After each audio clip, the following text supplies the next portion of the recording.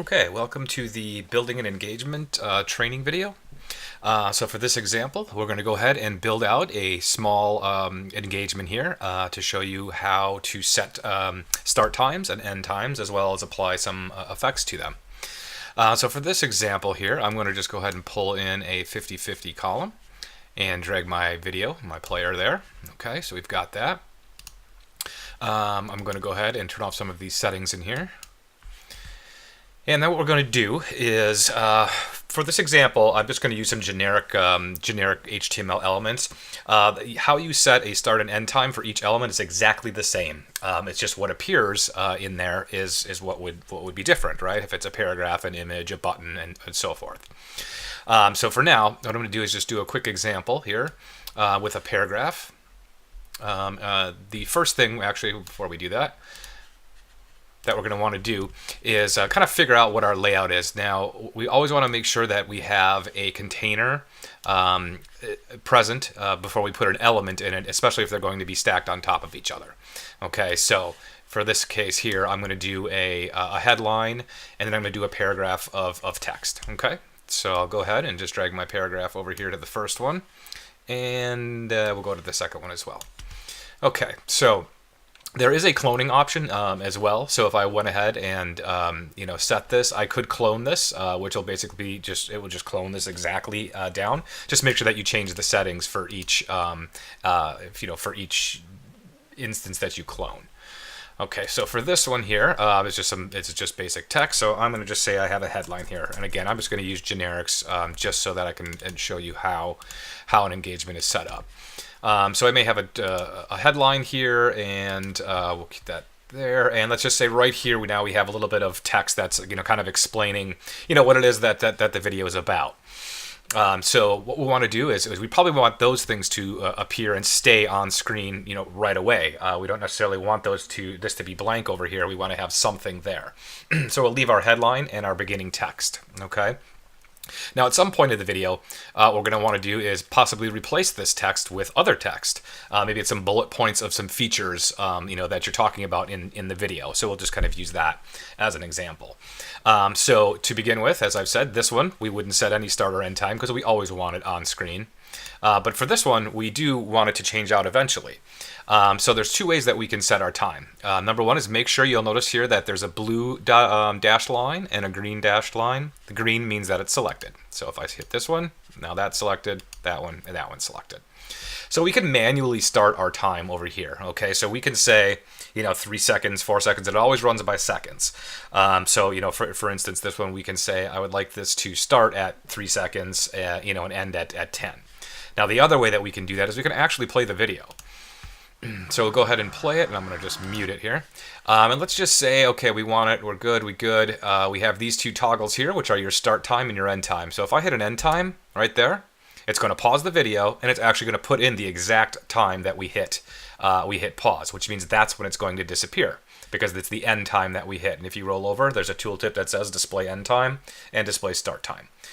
So basically, again, two different ways to do that. We can play the video and hit it right exactly at the exact point we want it, or if you're just going to estimate, let's say you just wanted this at 9 seconds, we could certainly just select it all and just type in 9.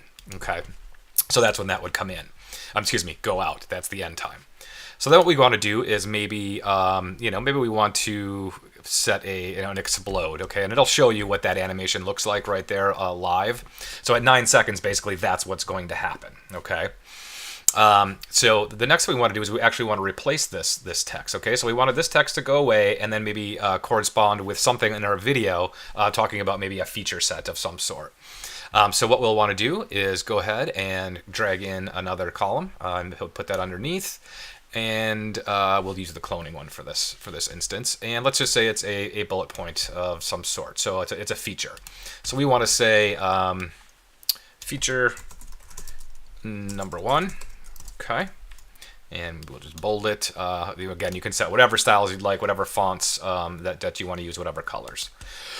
Okay, so right now we have this coming in at, or leaving at 9, so we're probably going to want this to come in at some point in this video, and again, you can play it and just simply click that stop button, or excuse me, this time it would be the start button of when you want it to come in, or simply enter it in here manually.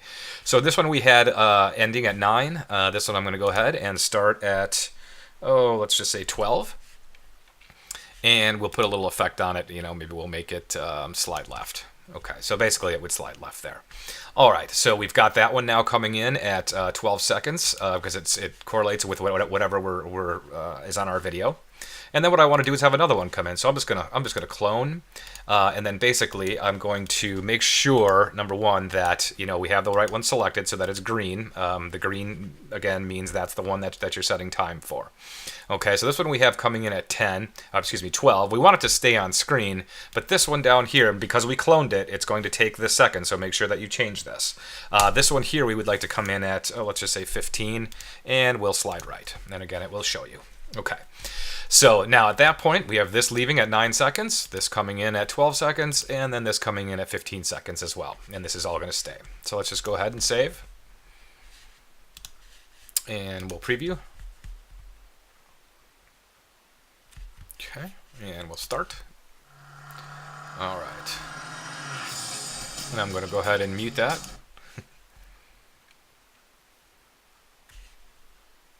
There is where it goes away.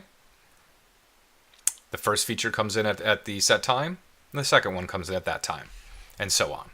So now if we had a list of those, we certainly could put those out, at whatever intervals that we would choose. So as you can see, really for any of these HTML elements they all are exactly the same. Regardless of which one I drag on there, I can set that start time, that end time, and put an effect on it. Now you'll see this little M here, and if you roll over, there will be a little key there, I for intro, M for main, and O for outro. Now the intros and outros you can also put into an engagement. However, we're going to cover that in a separate video, just so that we can concentrate more on just those features. So for now, because we only have a main video, we do not have an intro or an outro set for this particular engagement. You're only going to see the M, so this really won't come into play, during an engagement like this. Okay, so there's one other feature I do want to show you. Let's go ahead and drag another column down below here, and let's just say we wanted a button of some sort of download my free report to come in at some point. So what we can do is drag here, and there's something that is called content locking. What content locking is it basically will display an element at whatever your chosen time to display it, and you can set a certain amount of seconds before it actually becomes active. Now you can only apply a content lock on a button and an image, as those are the two that actually could have interaction with it. In other words, the user can click it. Now, a good use of something like content locking, maybe, the whole point of these is to keep people engaged in the videos that we create. It's very expensive to create videos, especially, anything that's of any quality. So you want to keep them engaged as long as you possibly can. So there's one a good way of using content locking, either again on images or buttons, is as you're talking about a feature in the video or speaking about something in your video that you're going to want to have a companion, maybe a download with it. Maybe you have 6 or 7 different downloads that you're going to want people to access, but you don't want them to have it until they've stayed engaged with your video and have gotten to the point in the video where you want them to have it. It's really kind of almost qualifying them. If someone wants it bad enough, they're going to stay and they're going to learn more, about what you're saying there. So that's definitely one type of use for content locking. Now to set content locking. Again, so if I were to set this, and let's go ahead, let's see, we had this coming in at 15, so let's just go ahead and bring this in at 18 seconds, and I'll just have it bounce. And I'm the editing, you can do whatever you want in here. Just see the HTML elements video to learn how to get to about all the settings here for buttons. However, now if I wanted to set locking, I can just simply enable it and put whatever amount of seconds I want there. So I'm just going to put 10 seconds in.